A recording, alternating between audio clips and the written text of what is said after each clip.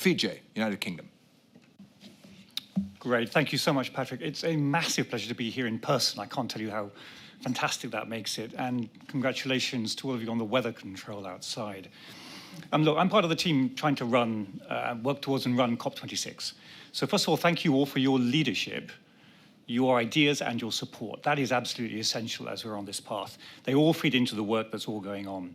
You have all set out brilliantly the challenge, the urgency, and the opportunity. And can I just say, I strongly agree with Director General Ngozi on the opportunities ahead and some of the tools that she set out. We are very much focused on the actual action needed with GCA, so working very much with Foreign Minister Momen and with you, Patrick, and your team for that regional office in Bangladesh, with the DFI Plus Collaborative, which is looking at private sector investment. You've all mentioned the African Adaptation Accelerator Program, so I won't except to say that we hope to give a really good platform for that at COP. And we're really delighted that GCA is supporting us on a particular day themed at COP on adaptation, loss, and damage. I'll come back to that more. And also facilitating the COP26, the ministerial dialogue on adaptation and resilience. A lot of you have said it's 2 months to go, and every time you say it, I gulp, because it really feels it. There are a number of staging posts, and maybe it helps if I set them out so we see how they fit together. I think UNGA is going to be crucial. Pre-COP is then going to be really important, and those will set the scene. We will host a number of presidency events which are going to showcase the action that's been taken, because people need to know that there are solutions here. And I think many of you have said many of the solutions exist. They don't believe it always, so we have to show them that. But we will not shy away from calling for much more to be done, echoing really what all of you have very clearly said. We will include calls for greater action on finance and for the balance between adaptation and mitigation. And I think the Secretary General set this out very clearly. For the finance that is available to be much more accessible and build on the work on the task force on access to finance. And we will also carry all these messages into the World Bank and IMF annual meetings. I think we have to refocus on those calls for a green and resilient recovery. That's the pre-COP. Then we come to Glasgow. My only personal comment is I don't recommend trying to organize a 20, 30,000 person in-person meeting during COVID pandemic. But thank you to Patricia Espinosa, to everyone in the UNFCCC. We are trying to make this happen. The in-person element is crucial. So we're running a vaccination program for all delegates to make sure it is safe, but that we get that absolutely necessary in-person element. We also want to maximize the benefits of the new technology that we're all used to now, so that we have as inclusive a participation in addition to the in-person elements, so hybrid and live-streamed events, and that we will do very much during the Adaptation, Loss and Damage theme day. We want to bring out very strongly what I think many of you have already mentioned, the disadvantaged groups, the minorities, the equality impacts of adaptation, which, as we've seen with COVID, are really crucial.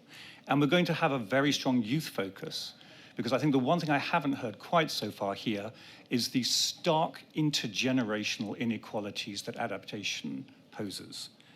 I have to say, with President Kikwete here, we will want to bring our education as well, building on the discussion we had on adaptation at the Global Education Summit in London at the end of July, the role of the private sector, and the role of the MDBs. So those are some of the themes there.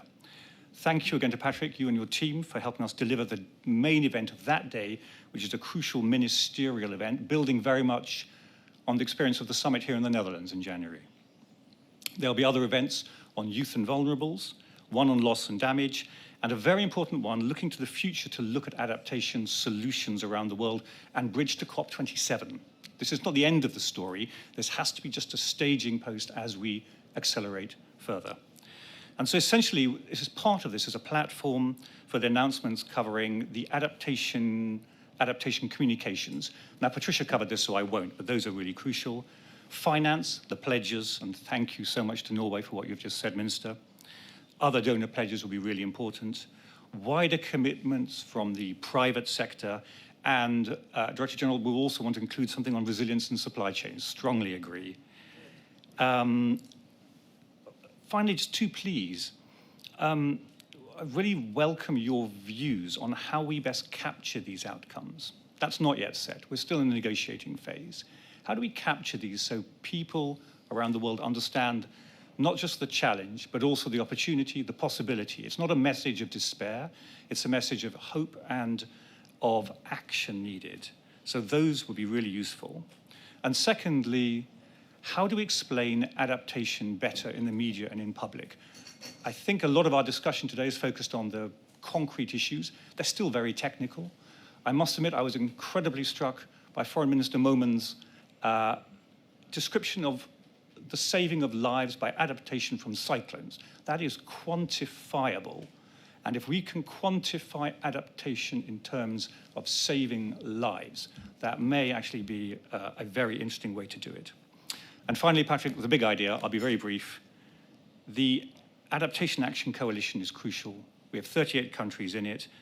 I'd like to pay tribute to the role of the Netherlands and Minister Visser. I think this is truly praiseworthy, but as a founding partner of that coalition, it's really getting down to some of the detail, the water tracker, the work on resilient healthcare systems, the work on REAP and disaster risk management, and it's hosting regional dialogues ahead of COP26.